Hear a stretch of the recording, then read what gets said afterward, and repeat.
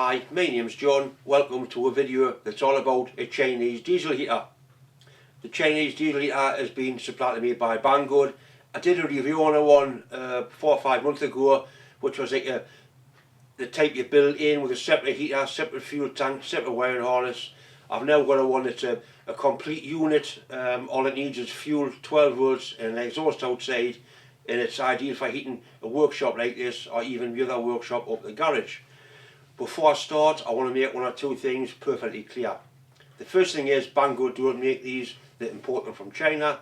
The second thing is Banggood have sent me this completely free of charge. I can do with it whatever I want. As it happens, if it's any good, I'm going to keep it. The other thing is there'll be a link at the beginning of the video in the description box. If you click on the link and buy a heater from Banggood, I will get a small percentage or a small commission. It's never going to be enough for me to retire on, but it's going to help us make more and better videos as well as fun my shop. Anyway, that's enough talk. Let's get stuck in and see what the heater will do. I've taken the heater out from its cardboard box. This one's actually got a little remote controller on the front. Actually the same control panel I had on the last one. One thing I have noticed, there's a little bit of damage on it. There's a ding there. It's also quite badly damaged on the back here. There was a lot of damage on the packing. I don't think it'll stop it working, but it's annoying. It's hardly Banggood's fault, it's the carrier's fault, I suppose. So we'll need to take this apart and straighten that up. I'm going to make it roll and I'll make it work before I do any of that. Everything's built in. It's basically the same unit as the last one I had, but it's got a built-in fuel tank. Right, we'll have a look underneath it. That's the fuel inlet, that's the air inlet, that's the exhaust outlet. They supply the lump of flex the exhaust pipe. It's imperative that these are exhausted outside the building. You don't want the exhaust fumes inside the building. There's also a little filter there which goes onto the air inlet side. And that's a bit of hose for the air inlet that goes on there. Filter on the end.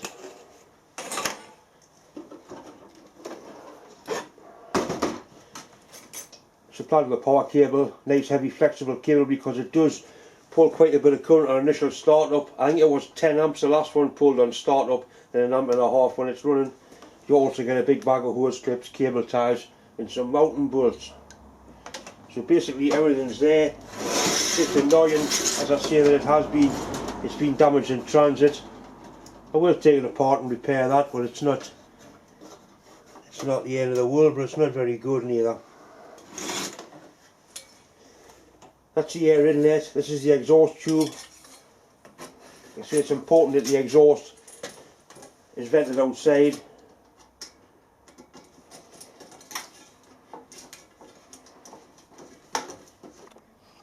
Right, I've got a 12 volt DC supply run to it. I put some kerosene in the tank. They'll run on diesel or kerosene. Kerosene's cleaner than diesel, I think. Basically, we'll turn it on and let it warm through its cycle. See if it'll actually fire up. Little button there. I'll zoom in so you can see the screen.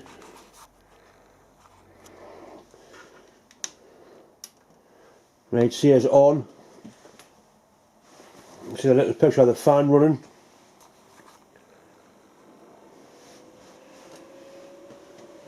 It takes it, or at least it took you that 4 or 5 minutes to get itself going. The fan's starting to spool up now.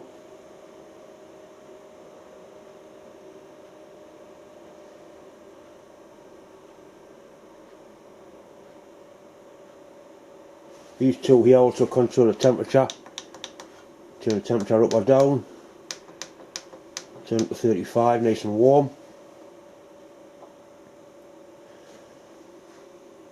Push some cool air out because obviously it's not burning any fuel yet.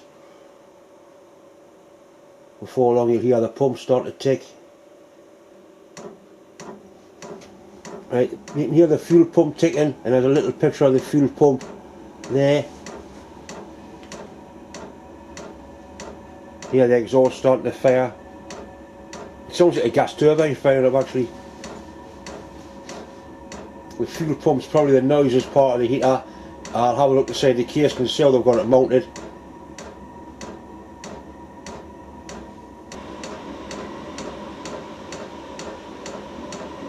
And this is the first time this has been fired up, so it's actually going through a bleeding process as well.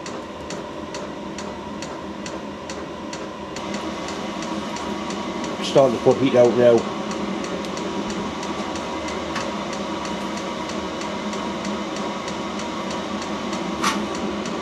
Starting to blow warm air out. You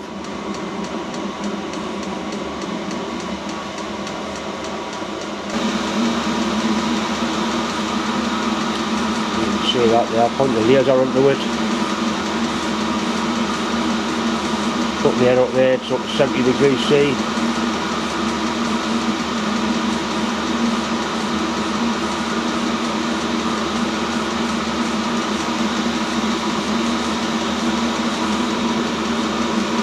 Nice and warm, spot on.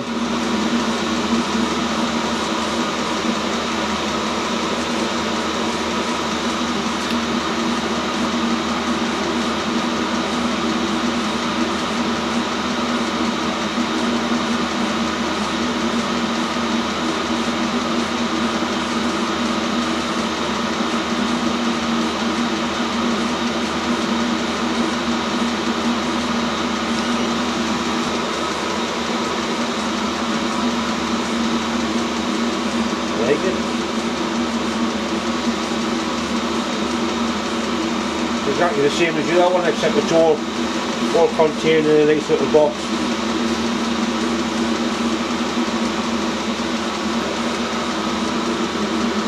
There's loads of videos on YouTube showing how the different control panels work, what to do, but basically that's our temperature. You can turn it down, I think it's 15 or 16 degrees.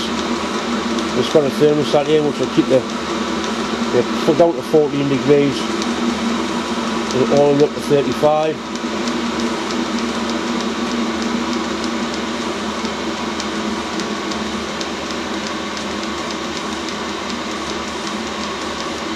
Starting to slow down because it sensed that I had the temperature turned down. Here it's 35. Like to turn it off, it's important you do just cut the power, it's going to run down slowly. You press that on off button, see it's off, and you let it go and it cycles itself down and cools itself down properly. You've seen the heater working. It basically turns kerosene and 12 volts DC into lovely, clean, dry, warm air.